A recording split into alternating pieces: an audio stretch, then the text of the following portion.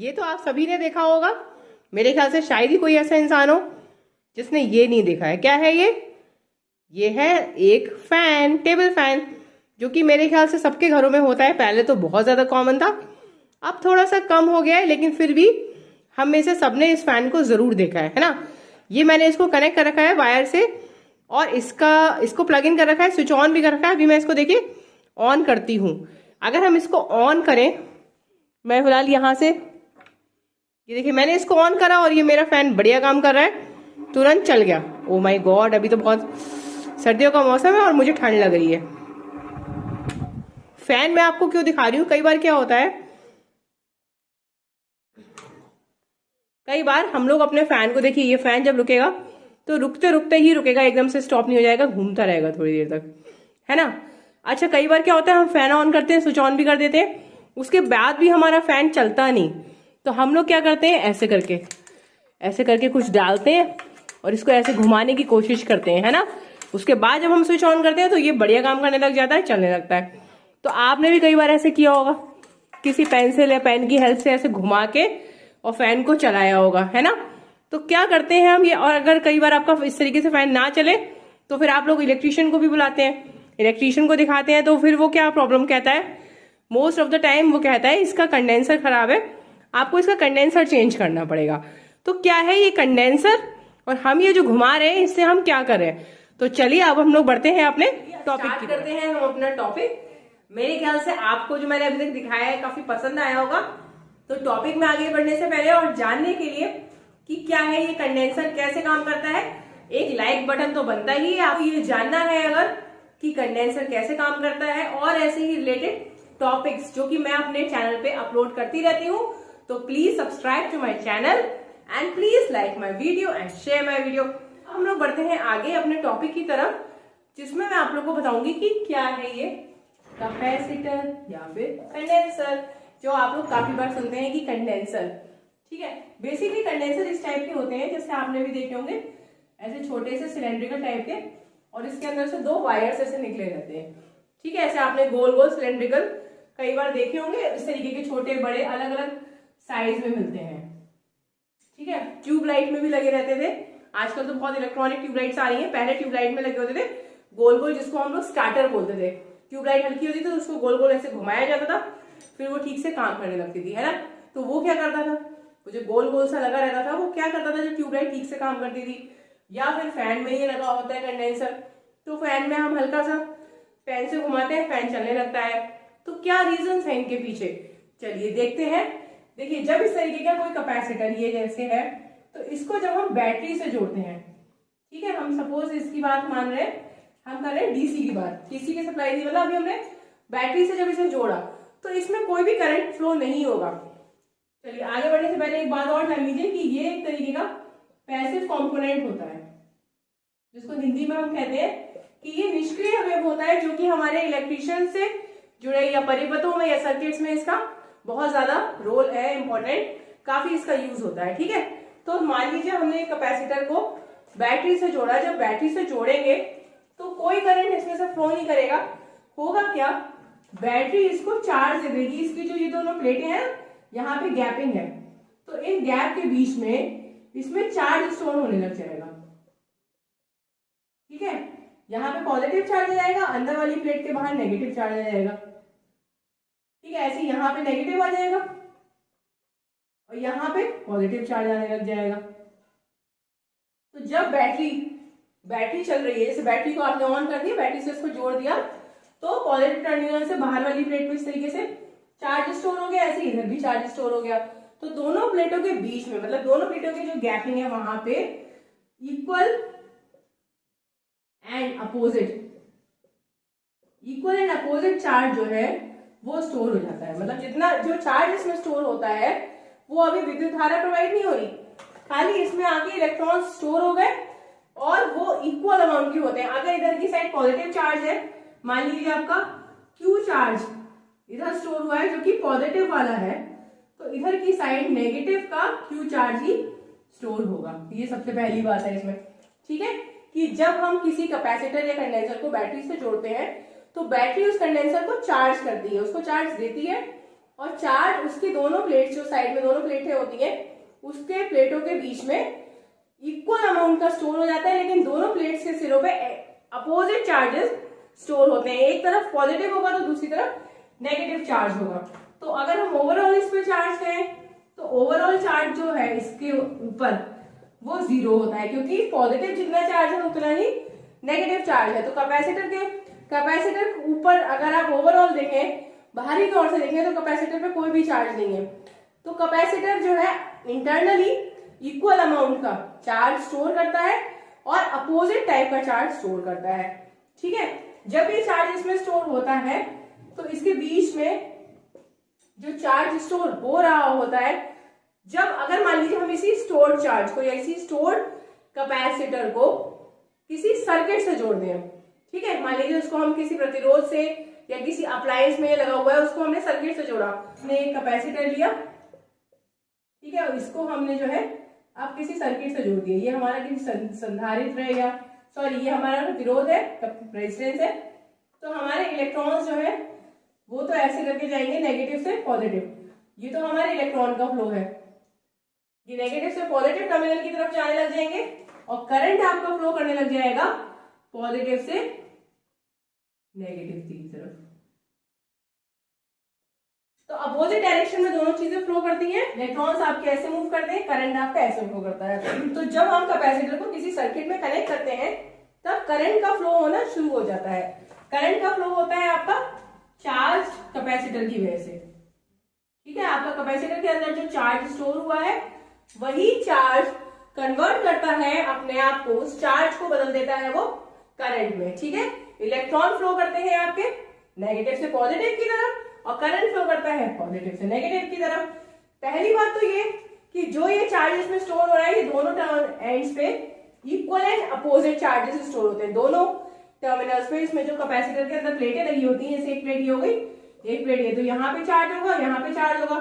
तो अगर यहाँ पे सारा पॉजिटिव चार्ज है तो यहाँ पे सारा आपका नेगेटिव चार्ज स्टोर होगा, पर दोनों का जो अमाउंट है, दोनों की वैल्यू वो आपकी सेम होगी, लेकिन चार्ज का नेचर डिफरेंट होगा। तो इक्वल एंड अपोजिट चार्जेस क्योंकि स्टोर होते हैं तो नेट चार्ज तो इसमें 0 होता है, लेकिन जब हम इसे सर्किट में लगाते हैं तो जहां पे नेगेटिव चार्ज है वहीं से इलेक्ट्रॉन फ्लो करना शुरू कर देते हैं, क्योंकि नेगेटिव में ज्यादा इलेक्ट्रॉन है तो यहां से ये चलना शुरू कर देते हैं और आपका करंट यहां से चलने लगता है। तो जब आपका करंट फ्लो करता है इसका मतलब ये है कि आपका चार्ज डिसिपिएट हो रहा है, वही चार्ज जाके कन्वर्ट हो रहा है आपका करंट में, ठीक है।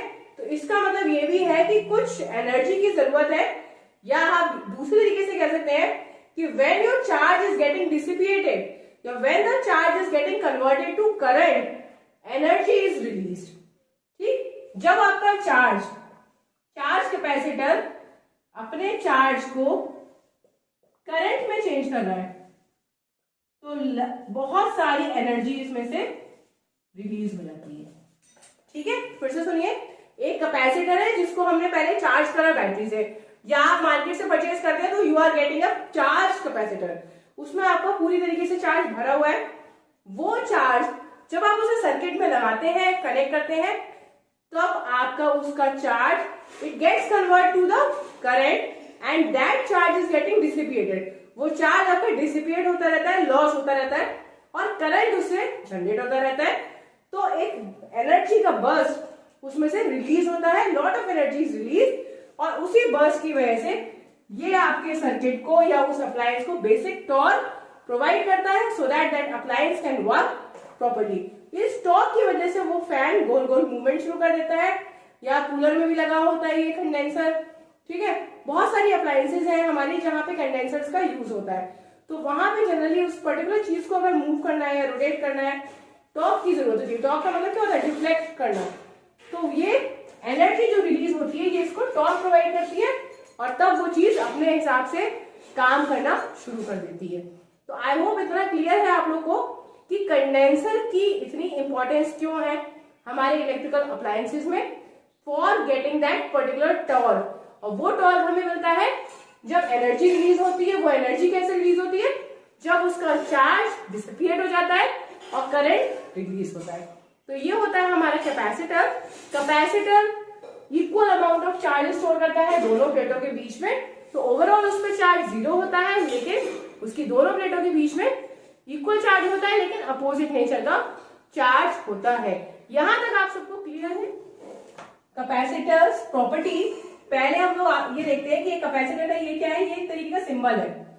कैपेसिटर को हमें किसी भी सर्किट में अगर हम यूज करते हैं या कैपेसिटर लगा हुआ होता है तो दो पैरेलल बार से शो किया जाता है, और ये हमारे दो कैपेसिटर्स हैं जो कि हम पैरेलल प्लेट कैपेसिटर कह सकते हैं। कैपेसिटर आपके सिलेंड्रिकल भी होते हैं, जो कि आप ज्यादातर कंडेंसर देखते हैं, यूज करते हैं, ठीक है। पैरेलल प्लेट कैपेसिटर भी होते हैं जिसको हम लोग जनरली अपने पढ़ते हैं तब हम लोग इसकी बात करते हैं। और एक आपके होते हैं स्फेरिकल कैपेसिटर, जो कि स्फेयर जैसे होते हैं। तीन तरीके के मेनली कैपेसिटर्स होते हैं, सिलेंड्रिकल, पैरेलल प्लेट और स्फेरिकल। तो स्फेरिकल वाले ऐसे होते हैं, उसमें यहाँ पे चार्ज स्टोर होता है, ठीक है। दो स्फेयर्स होते हैं, इसके बीच में यहाँ पे आपका चार्ज ऐसे ऐसे ऐसे करके स्टोर होता है। पैरेलल प्लेट में आपके यहाँ पे चार्ज स्टोर हो जाते हैं, और सिलेंड्रिकल में आपका जैसे मैंने बताया ही था कि यहाँ पे चार्ज स्टोर हो जाएगा, ठीक है। तो मेरे ख्याल से ये चीज क्लियर है, ये आपको मैंने बता दी अभी टाइप्स। अब मैं आगे चलती हूँ कैपेसिटेंस। कैपेसिटर की प्रॉपर्टी होती है, हम हिंदी में कैपेसिटर को कहते हैं संधारित्र, और इसकी जो प्रॉपर्टी होती है उसको कहते हैं धारिता, है ना। तो इंग्लिश में इसको कैपेसिटेंस कहते हैं। क्या होता है कैपेसिटर? प्रॉपर्टी ऑफ कैपेसिटर, ये कैपेसिटर की प्रॉपर्टी होती है जो ये बताती है कि पर यूनिट पोटेंशियल कितना चार्ज उसमें स्टोर कर रही है, ठीक है। एक बात और मैंने शायद आपको बताई है अभी स्टार्टिंग में कि जब आपका कैपेसिटर किसी बैटरी से चार्ज किया जाता है तो उसमें जब तक चार्ज स्टोर होता है जब तक उसका पोटेंशियल और बैटरी का पोटेंशियल सेम ना हो जाए, ठीक है। तो पर यूनिट पोटेंशियल उसमें कुछ ना कुछ चार्ज स्टोर होता रहता है। तो this is what is the capacitance about, it is the property of net charge stored per unit potential, ठीक है। यूनिट वोल्टेज कह दीजिए या फिर यूनिट पोटेंशियल, मतलब आपका पर यूनिट पोटेंशियल कितना चार्ज इसमें स्टोर हुआ। जब ये कैपेसिटर को चार्ज करा जाएगा तो इस प्लेट पे पॉजिटिव क्यू चार्ज दिया जाएगा, यहाँ पे नेगेटिव क्यू चार्ज दिया जाएगा। इसको क्यू चार्ज, क्यू को बराबर बराबर बांट के एक प्लेट में वो पॉजिटिव चार्ज स्टोर कर लेगा, एक पे नेगेटिव। तो हम ये भी कह सकते हैं कि कैपेसिटर जो है वो चार्ज को सेपरेट करता है। सारे पॉजिटिव वाले जो कंपोनेंट्स हैं या सारे पॉजिटिव वाले आपके आयंस होंगे उनको वो एक प्लेट पे स्टोर करके रख देगा, और नेगेटिव वाले आयंस को नेगेटिव वाली प्लेट पे स्टोर कर देगा, पर चार्ज ओवरऑल आपका 0 रहेगा, ठीक है। तो जब इसको चार्ज मिलता है तो बीच में इसकी एनर्जी स्टोर हो जाती है जो करंट को जनरेट करवा देती है, ठीक है। तो हम इसको जब चार्ज करेंगे तो कितने चार्ज से स्टोर करा, वैसे इसमें ओवरऑल चार्ज 0 है, वो चार्ज को सेपरेट कर रहा है, लेकिन कितने चार्ज से ये कैपेसिटर आपका चार्ज हुआ, ये इसकी प्रॉपर्टी होती है। तो नेट चार्ज स्टोर, जो कि हम फॉर्मूला भी कह सकते हैं कि सी का मतलब है capacitance is equal to Q upon V. Q मतलब है amount of charge stored in the capacitor, कितना चार्ज इसमें स्टोर हुआ, और पर यूनिट वोल्टेज या पोटेंशियल कितने वोल्टेज पर स्टोर हुआ।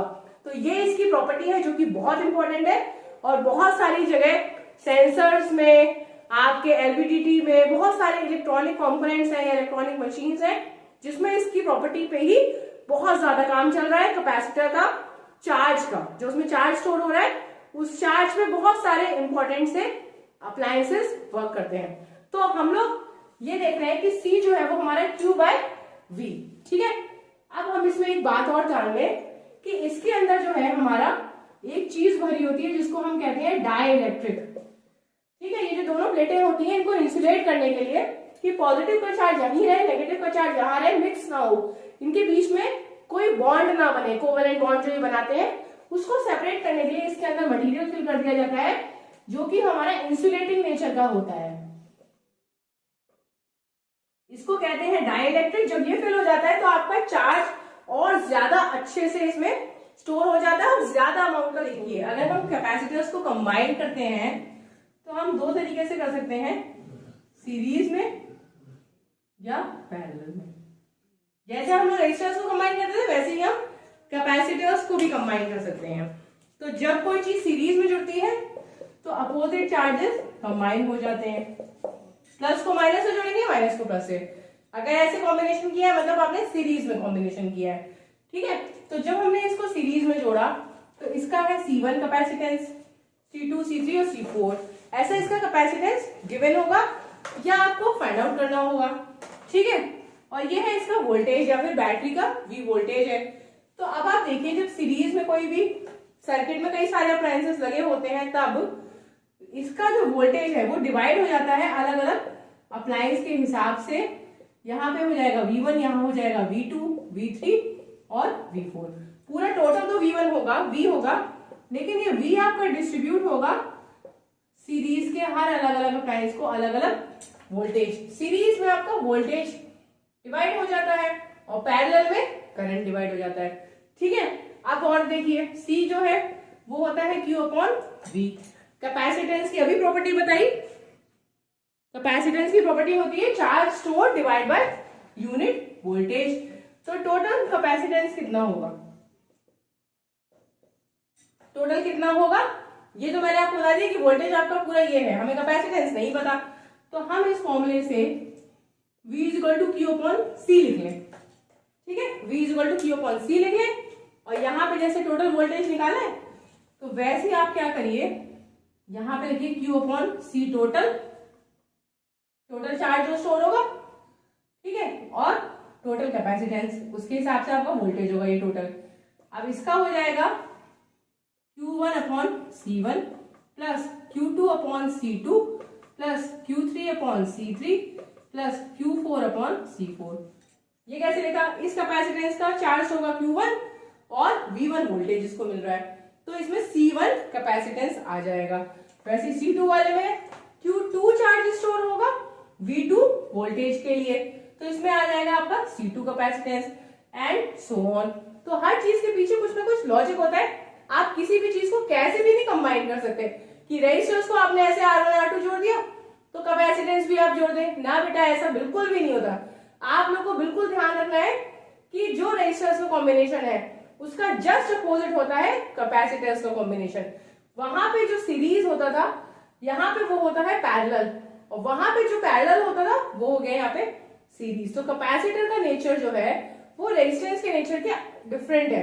वहां पे रेजिस्टर आपका रोकता है करंट को, है ना, प्रतिरोध, it is giving the resistance to flow of current. और यहाँ पे आपका कैपेसिटर चार्ज होता है जो कि करंट को फ्लो करवाता है, ठीक है, तो वो इनहांस करता है करंट। तो आपका कैपेसिटेंस की प्रॉपर्टी होती है charge store per unit potential, और पोटेंशियल हमारा सीरीज में डिवाइड हो जा रहा है, डिस्ट्रीब्यूट हो जा रहा है, तो हमारा कैपेसिटेंस भी डिस्ट्रीब्यूट होगा। उसके अकॉर्डिंग हमने लिख दिया। अब आपका चार्ज जो है ये Q1 Q2 Q3 नहीं होगा, चार्ज तो टोटल आपका सेम ही होगा, सब जगह इक्वल चार्ज स्टोर होगा। मतलब ये जो Q है यही आपका सब जगह स्टोर माना जाएगा, ठीक है। टोटल तो आपका ये हो जाएगा, आप Q को, इसको आप लिख दीजिए Q 1 upon C total is equal to Q 1 upon C1 plus 1 upon C2 plus 1 upon C3 plus 1 upon C4। Q को Q से कैंसिल करिए तो C टोटल कितना आ जाएगा, 1 अपॉन, हम यहाँ पे भी लिख सकते हैं 1 upon C1 plus 1 upon C2 plus 1 upon C3 plus 1 upon C4। तो ये आपका सीरीज का फॉर्मूला बन गया, ठीक है। अगर आपके कैपेसिटेंस सीरीज में जुड़े हो तो आपको इस तरीके से उनको ऐड करना है, तब आपको टोटल कैपेसिटेंस की वैल्यू मिलेगी, ठीक है। अब हम लोग देखते हैं पैरेलल को, सेम चार्जेस को कंबाइन करते हैं तो उसका मतलब होता है कि पैरेलल ही आपने कंबाइन करा है, ठीक है। कैपेसिटेंस को हमने पैरेलली कंबाइन करा है तो आपका, जैसे मैंने अभी पहले भी बताया, कैपेसिटेंस का मतलब होता है Q अपॉन V, ठीक है। और पैरेलल में आपका यहाँ पे जो वोल्टेज होगा, यहाँ पे दो एंड्स पे, तो यही पैरेलल में आपका वोल्टेज जो है वो सेम रहेगा, ठीक है। पैरेलल में जैसे वहां पे करंट डिस्ट्रीब्यूट होता था यहाँ पे चार्ज डिस्ट्रीब्यूट हो जाएगा। Q चार्ज पूरा का पूरा इसमें स्टोर होगा इस कॉम्बिनेशन में, तो यहाँ पे आपका जाएगा Q1, यहाँ पे Q2, यहाँ पे Q3। जैसे मैंने आप लोगों को रेजिस्टेंस के केस में बताया था कि आपका करंट डिस्ट्रीब्यूट होता है, ऐसे यहाँ पे चार्ज डिस्ट्रीब्यूट होता है, ठीक है। तो अगर हम Q की बात करें तो Q का मतलब हो जाएगा हमारा CV, है ना, इससे हमने ये फॉर्मूला निकाल लिया, ठीक है। तो टोटल चार्ज हमारा कितना हो जाएगा, total QT is equal to Q1 plus Q2 plus Q3। ठीक है, हर कॉम्बिनेशन का, जैसे इस वाली ब्रांच में Q1 चार्ज जाएगा, इधर Q2 इधर Q3, तीनों को कंबाइन करेंगे तो Q चार्ज मिलेगा। अब इसके लिए हम लिख दें C टोटल और V आपका सब जगह सेम रहेगा, is equal to C1V plus C2V plus C3V। ठीक है, यहाँ पे कितना हो जाएगा C1 इंटू V, ये हो गया Q3। मैंने नॉर्मल गड़बड़ हो गया है, ये आपका C1 है तो इसको V1 मान लीजिए, ये तो 2 ही रहेगा, ये हो गया हमारा 3। ठीक है, तो Q1 का मतलब हो गया C1V, Q2 का मतलब हो गया C2V, Q3 का मतलब हो गया C3V। तो ये हो गया Q1 Q2 Q3। तो आपका V तो सेम है, V आपका पैरेलल में डिस्ट्रीब्यूट नहीं होता, दोनों एंड्स के बीच आपका पोटेंशियल डिफरेंस सेम रहेगा, तो V को आप कैंसिल आउट कर सकते हैं। ठीक है, तो ये आपका बच जाएगा C total is equal to C1 plus C2 plus C3। तो ये आपका बन गया पैरेलल का। ठीक है, जब आपके कैपेसिटर्स पैरेलली कनेक्टेड हो तब आपका जो टोटल रेजिस्टेंस कैपेसिटेंस है वो आपका C1 plus C2 plus C3 होगा। जैसे वहां पे रेजिस्टेंस की वैल्यू सीरीज में ये फॉर्मूला था, पैरेलल में पहले वाला फॉर्मूला था, यहाँ पे अपोजिट है। ठीक है, तो आपको बस ये ध्यान रखना है कि जो रेजिस्टेंस का कॉम्बिनेशन है उसका अपोजिट है कैपेसिटेंस का। Hope you have like my video. यहाँ तक अगर आप आ गए इसका मतलब definitely you have liked it, so please इसको शेयर भी कर दीजिए अपने फ्रेंड्स के साथ। आज का वीडियो मैं यहीं पे एंड करती हूँ, तब तक के लिए keep learning and keep growing. Bye bye, take care.